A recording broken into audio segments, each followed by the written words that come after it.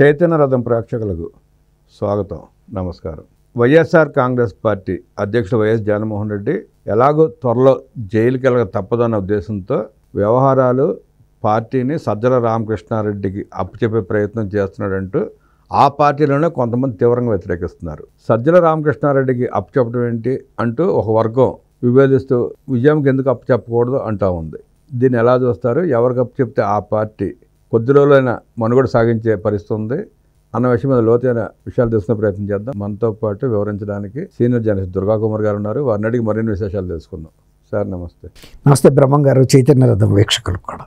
YSR Congress party అధ్యక్షుడు జగన్మోహన్ రెడ్డి జైలుకు వెళ్ళబోతున్న తరుణంలో ఆ పార్టీ బాధ్యతను సజ్జల రామకృష్ణారెడ్డికి అప్పచెప్పాలన్న ఉద్దేశాన్ని ఆయన కనబరుస్తూ ఉన్నాడు. ఈ మధ్య చూస్తూ ఉంటే అన్నిటికీ ఆయన ముందుకు వస్తున్నాడు, మాట్లాడుతున్నాడు. ఈ నేపథ్యంలో ఒక వర్గం తీవ్రంగా వ్యతిరేకిస్తుంది. దాన్ని ఎట్లా చూస్తారు, ఎట్లా విశ్లేషిస్తారు? అంటే సజ్జల రామకృష్ణారెడ్డిని ఒక వర్గం వ్యతిరేకించడం అంటే ఒక వర్గం కాదండి, చాలామంది వ్యతిరేకిస్తున్నారు. ఎందుకంటే సజ్జల రామకృష్ణారెడ్డి పార్టీలో లేని సమయంలో ఆ పార్టీ 151 స్థానాలు గెలుచుకుంది. సజ్జల రామకృష్ణారెడ్డి సర్వస్వం తనై వ్యవహరించిన ఈ 5 ఏళ్లలో పార్టీ అనేక తప్పిదాలు చేసింది, ప్రజా వ్యతిరేక నిర్ణయాలు చేసింది. తను ప్రధాన సలహాదారుగా ఉన్నాడు. ఏ ఒక్కరోజు కూడా జగన్మోహన్ రెడ్డికి సరైన నిర్ణయాలు కాదు, ఇది తప్పు నిర్ణయాలు, పార్టీకి ఇంత నష్టం కలుగుతుంది అని ఆయన నివారించలేదన్న కోపం చాలామందిలో ఉంది. రెండోది ఏంటంటే తను సకల శాఖ మంత్రి అని మా మంత్రివర్గంలో ఉన్న అన్ని శాఖలు ఆయనే నిర్వహిస్తూ అసలు ముఖ్యమంత్రికి మంత్రులకి కూడా అనుసంధానం చేయకుండా దూరం పెంచాడు. దీన్ని కూడా పార్టీ చాలా తీవ్రమైన నష్టం పడింది ఈ వ్యక్తి మూలన. తర్వాత శాసనసభ్యులు, ఎమ్మెల్యే, ముఖ్యమంత్రిని కలవాలన్నా కూడా సజ్జల రామకృష్ణారెడ్డి గారు ముద్ర పడాలి. అసలు సజ్జల రామకృష్ణారెడ్డి కార్యాలయం ముందే మేము ఉదయం నుంచి రాత్రి రాక పడిగాపులు పడ్డా సజ్జల రామకృష్ణారెడ్డి దర్శనమే మాకు అవ్వలేదు. మేము ప్రజలకు వెళ్ళి ఎలా సేవ చేయగలుగుతాము, మా టైం అంతా ఎలా తినేశారు. తర్వాత మా సమస్యలు, నియోజకవర్గంలో సమస్యలు ముఖ్యమంత్రి గారికి చెప్పి ఏమైనా నిధులు మంజూరు చేసుకుని ఆ సమస్యలు పరిష్కారం చేసుకుందాం అనుకుంటే అట్లా కూడా వెళ్ళనివ్వలేదు అని జక్కంపూడి రాజా లాంటి ఈస్ట్ గోదావరి నగరం, అదే రాజానగరం ఎమ్మెల్యే బాహటంగా చెప్పాడు. మా టైం అంతా వృధా చేసేసారు, అసలు నియోజకవర్గాల్లో ఎమ్మెల్యేలకి పరపతి లేకుండా పోయింది, మా బతుకులన్నీ సజ్జల రామకృష్ణారెడ్డి కార్యాలయం ముందును సీఎం ధనంజయ రెడ్డి గడపల దగ్గర పడిగాపులు కాయటంతోనే సరిపోయింది. అర్ధరాత్రి రాక ఉన్నా కూడా మాకు ధనంజయ రెడ్డి దర్శనం కూడా అవ్వకపోయేది. ఈ విధంగా పార్టీకి, శాసనసభ్యులకి, ప్రజలకి దూరం పెరగటానికి వీళ్ళే కారణమని బాహాటంగా విమర్శించారు.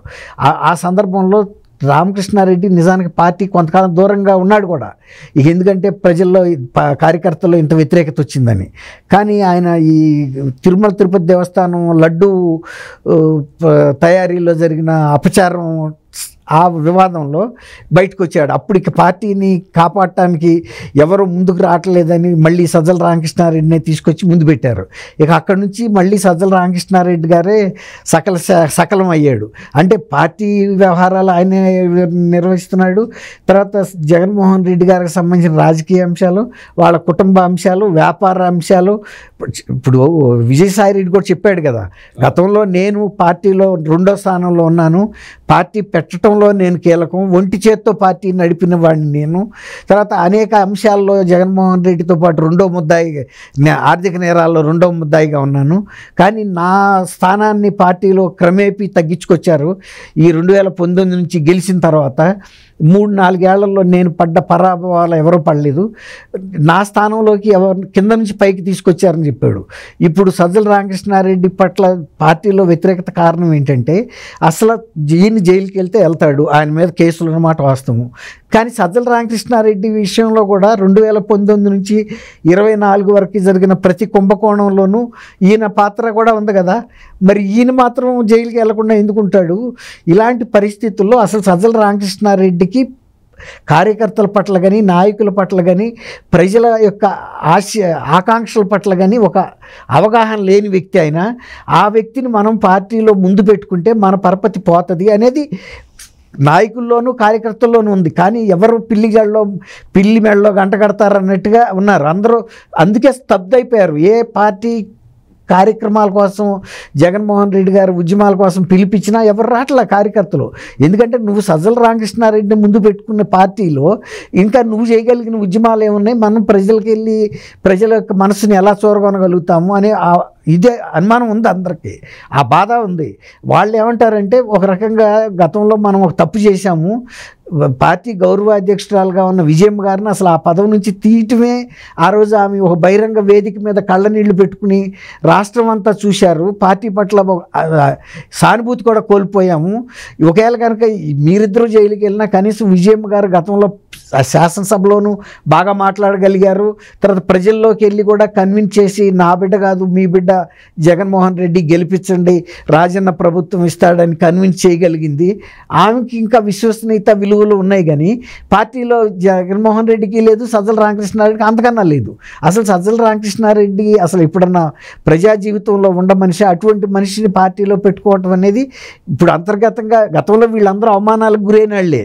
సజ్జల రామకృష్ణారెడ్డి చేతిలో వెళ్ళి అపాయింట్మెంట్ దొరక్క ఆయన అపాయింట్మెంట్ కోసమే పొద్దున్నుంచి సాయంత్రం రాక పడిగాపులు పడ్డారు అక్కడ ఆయన గడప ముందు. కాబట్టి ఇవాళ వాళ్ళందరూ కూడా కనీసం విజయం గారికి అయితే ఆ మర్యాదలన్నా తెలుసు, ఏ వ్యక్తిని ఎలా చూడాలి అనేది ఒక తల్లిలాగా. తర్వాత ప్రజల్లో కూడా ఆమె మీద వ్యతిరేకత లేదు, తర్వాత ఆమె మీద క్రిమినల్ కేసెస్ లేవు. ఇప్పుడు జగన్మోహన్ రెడ్డి ఆమె మీద కేసు పెట్టాడు, కానీ ఆమె మీద ప్రభుత్వ పరంగా కానీ కేంద్ర ప్రభుత్వ దర్యాప్తు సంస్థలు కానీ ఆమెని ఎక్కడ ముద్దాయిగా లేదు, ఆమె మీద ఆస్తులు కూడా లేవు. ఇప్పుడు అందుకే కదా ఆమె అభ్యర్థి ఇచ్చేది, నా వాటాను చెల్లి వాటా ఇవ్వడరా బాబు ఎంతో కొంత ఇవ్వని బతిమాలుకుంటుంది కదా. కాబట్టి ఇవాళ కనీసం పార్టీలో ఒక గౌరవం దక్కాలంటే విజయం గారు లాంటి పెద్దతాలు ఉండాలి. ఒక మహిళ ఎవరిని ఎట్ట పలకరించాలో ఆమెకు తెలుసు. సజ్జల రామకృష్ణారెడ్డి కరెక్ట్ పర్సన్ కాదు, ఒక రాంగ్ పర్సన్తో మనం డ్రైవింగ్ తెలియని వ్యక్తితో వెహికల్ తోలించుకుంటే ఎంత ప్రమాదమో అలాంటి వ్యక్తి చేతిలో నువ్వు డ్రైవింగ్ వీల్ ఇచ్చావు, అంటే స్టీరింగ్ ఇచ్చావు అనే బాధ అందరికీ ఉంది. ఇప్పుడు అందువల్ల అందరూ కూడా ఎదురు చూస్తుంది ఏంటంటే అతను తనంతట తను మార్చుకుంటే. పేరు నాని లాంటి వ్యక్తి ఆల్రెడీ చెప్పాడు, నీ కుటుంబంలో ఉన్న ఆర్థిక వివాదాలని నువ్వు సానుకూలంగా పరిష్కరించుకుని వాళ్ళతో సఖ్యతతో ఉండే పార్టీలో గౌరవం వేరు మనకి లేదు, నువ్వు కుటుంబ సభ్యులతోనే విభేదించిన తర్వాత మనం ప్రజల్లోకి వెళ్ళలేము అని చెప్పాడు. కాబట్టి ఇదే అంశం మీద చర్చ జరుగుతుంది మీరు అన్నట్టు, కార్యకర్తల్లో కానీ నాయకుల్లో కానీ మాజీ శాసనసభ్యుల్లో కానీ. మీరు అన్నట్టు వైఎస్ విజయమ్మని అధ్యక్షురాలు చేయమంటున్నారు. మీరు గౌరవ అధ్యక్షురాలుగా ఉండటానికి ఇష్టపడిన భారతిరెడ్డి ఆమెను ఇంటికి పంపించి తప్పించే వరకు పట్టు వదలని విక్రమార్కుళ్ళ ప్రయత్నిస్తానే ఉంది. తప్పించినాక మనశ్శాంతించింది ఆవిడకి. ఇవాళ పార్టీ అధ్యక్ష బాధ్యతలు చేపట్టాక ఆవిడ ఒప్పుకుంటారా? ఎవరు? భారతిరెడ్డి ఒప్పుకుంటాడా లేకపోతే జగన్మోహన్ రెడ్డి ఒప్పుకుంటాడా కాదు. పార్టీ ఎంతో కొంత మనుగడ సాగించాలంటే ఇవాళ అంతకన్నా గత్యంతరం లేదనేది కార్యకర్తల నాయకుల అభిప్రాయం. ఇక అది వాళ్ళు కనుక అదే మొండి పట్టు పడతాము, పార్టీ పోయినా పర్వాలేదు మేము పోయినా పర్వాలేదు అనుకుంటే వాళ్ళు చేయగలిగింది ఏం లేదు. అందుకే వాళ్ళు కూడా వెయిట్ అండ్ సీలో ఉన్నారు. ఇప్పుడు కార్యకర్తలు కూడా జగన్మోహన్ రెడ్డిలో ఏదైనా పరివర్తన వస్తుందా లేదా, అది మనస్ఫూర్తిగా పరివర్తన వచ్చి తల్లికి జరిగిన అన్యాయానికి ఆయన క్షమాపణ చెప్పి బహిరంగంగా నేను ఉన్నా లేకపోయినా నా తల్లి ఈ పార్టీని అధ్యక్షురాలుగా నిర్వహిస్తుంది, నేను గౌరవ అధ్యక్షుడిగా ఉంటాను ఈ కేసులు తేలే వరకు, కేసులు తేలిన తర్వాత మళ్ళీ నేను వచ్చి పార్టీ పగ్గాలు పట్టుకుంటానని ప్రజలకి చెప్పి సజ్జల రామకృష్ణారెడ్డిని పక్కకు పెడతాడా లేదా అని చూస్తున్నారు. కాబట్టి ఇక ఆ పట్టుదలకే వెళ్తే కనుక భారతిరెడ్డి గారు జగన్మోహన్ రెడ్డి ఇక వాళ్ళిద్దరే మిగులుతారు పార్టీలో, కార్యకర్తలు ఉండరు నాయకులు ఉండరు. కాబట్టి ఇక అది నిర్ణయించుకోవాల్సింది వాళ్ళు. ఇప్పుడు మొన్న మహానాడు తెలుగుదేశం కడపలో అంత సక్సెస్ఫుల్గా చేసిన తర్వాత వాళ్ళల్లో అంతర్మదనం మొదలైంది. మనం ఇలాంటి కార్యక్రమాన్ని మన పార్టీ ఎందుకు ఇంతవరకు చేసుకోలేకపోయాము, ఇంత భారీ ఎత్తున ఇంత ఆనందంతో ఇంత ఆత్మీయతతో. అటువంటి ఆత్మీయ సమావేశాలు జగన్మోహన్ రెడ్డి ఎందుకు పెట్టట్లేదు? ప్రజల ముందుకెళ్ళి పారదర్శకంగా వాళ్ళు అంత చర్చించుకున్నారు, వాళ్ళ తప్పొప్పులన్నీ చర్చించుకున్నారు, ఎలాంటి దిశానిర్దేశం చేయాలి, ప్రజలకు ఎటువంటి పాలన అందించాలనేది ఆ నాలుగు గోడల మధ్యలో జగన్మోహన్ రెడ్డి గారు బైబిల్ చదివినట్టు కాదు కదా, అది అంత ప్రసార మాధ్యమాలు అందరూ కెమెరాలు పెట్టుకుని ప్రతి నిమిషము కవర్ అవుతానే ఉంది లైవ్గా. నేషనల్ మీడియా కూడా కవర్ అదే అంటున్నా. ఇప్పుడు అసెంబ్లీలో కనుక రికార్డు ఎలా మెయింటైన్ చేస్తారో అలా ఓపెన్గా చేశారు. రహస్యం ఏం లేదు అందులో. ప్రజలకు ఏం కావాలి, మనం ఎంతవరకు ఇచ్చాము, ఎంతకి ఇవ్వలేకపోయాము, ఇంకా మనం పార్టీని ముందుకు తీసుకెళ్ళడానికి తీసుకోవాల్సిన చర్యలు ఏంటి, కార్యకర్తల బాధ్యతలు ఏంటి, నాయకులు కార్యకర్తలతో నాయకులతో ఎలా సమన్వయం చేసుకోవాలనేది మనసు విప్పి పరస్పరం చర్చించుకున్న వేదిక. అటువంటిది పెట్టమనేది ఇప్పుడు వైఎస్ఆర్సీపీ కార్యకర్తల నుంచి నాయకుల నుంచి వస్తున్న డిమాండ్. మరి పెడతారా లేదా చూడాలి. ఆయన ఒకసారి పెట్టాడండి పార్టీ ప్లీనరీ సమావేశాలయ్యో, అది కూడా విజయమ్మను తప్పించడాకే పెట్టినట్టున్నాడు. అవునండి, గౌరవ అధ్యక్ష పదవి తప్పించడాకే పెట్టినట్టున్నాడు. అవును. ఇంకా అక్కడ ఇంకొక విచిత్రం ఏంటంటే ఆయనకి ఎంత అవగాహన రాజ్యం ఉందంటే రాజకీయాల పట్ల కానీ రాజ్యాంగం పట్ల కానీ ఎంత అవగాహన రాజ్యం అంటే జీవితకాల శాశ్వత అధ్యక్షుడు నేనే అని ప్రకటించుకునేంత మూర్ఖత్వం. అలాంటి వ్యక్తి పార్టీని నడిపే పరిస్థితి లేదు, రాష్ట్రాన్ని ఉద్ధరించే పరిస్థితి అంతకంటే లేదు అన్న సంగతి మనకు తెలిసిందే. అసలు ఆ మనిషి లోపలికి వెళ్ళిన తర్వాత ఆ పార్టీ అసలు మనుగడ సాగించదని చెప్పి కూడా చాలామంది చెప్తున్నారు. అంటే పార్టీని మూసేస్తాడు, లేదంటే కాంగ్రెస్లో కలిపేస్తాడు అన్న వాటిలో బాగా హల్చల్ చేస్తున్నాయి. అట్లా మూసేస్తాడంటారా, లేదంటే ఒక అడుగు తగ్గి తల్లికి అప్పచెప్తాడంటారా? ఇప్పుడు మీరు అన్నట్టు ఆయన శాశ్వతంగా పార్టీ అధ్యక్షుడిగా ఉంటాను అని నిర్ణయించుకోవటం కాకుండా ఆ సభలో తీర్మానం చేసి ఆ తీర్మానాన్ని ఎన్నికల కమిషన్కి కూడా పంపారంటే ఆ సలహాదారులు ఎంత గొప్ప వ్యక్తులు ఉన్నారో మీరు ఆలోచించండి. కనీసం వాళ్ళు చెప్పాలి, ఇలా ప్రజాస్వామ్యంలో జీవితకాలం పార్టీ అధ్యక్షులుగా ఉండటం అనేది రాజ్యాంగం ఒప్పుకోదు అని చెప్పాలి. విరుద్ధం అది. కానీ పంపించారు. అంటే అటువంటి జ్ఞానం లేని సలహాదారులతో ఆ ప్రభుత్వం నడిచినందుకు గానే ఇవాళ ఈ పరిస్థితికి వచ్చింది. ఇప్పుడు మీరు అన్నారు, ఒకవేళ కనుక ఆయన రేపు ఎట్లాగూ జైలుకి వెళ్ళాల్సిన పరిస్థితి వస్తుంది. వచ్చినప్పుడు కాంగ్రెస్లో విలీనం చేస్తాడా, లేకపోతే తల్లిని అధ్యక్షురాలుగా పెట్టి పార్టీని కొనసాగిస్తాడా అని. మామూలుగా కొంచెం ఆయనకి ఆ పట్టుదల కనుక లేకుండా నా తల్లి ఏ స్పర్ధలు వచ్చినా మాలో మేము సమర్థించుకోవాలి తప్ప దీన్ని ఇంతరాక తెగేరాక లాగకూడదనే జ్ఞానం కనుకుంటే మీరు అన్నట్టు ఫస్ట్ తల్లితో సయోధ్య కుదుర్చుకోవాలండి. అది బహిరంగపరచాలి కూడా. ఆమె 2 సార్లు ఇప్పుడు బహిరంగ లేఖలు రాసింది కొడుకు ప్రవర్తన మీద, కోడల ప్రవర్తన మీద, ఆర్థిక అంశాల మీద ఉన్న వివాదాల గురించి. ఎందుకు రాసింది?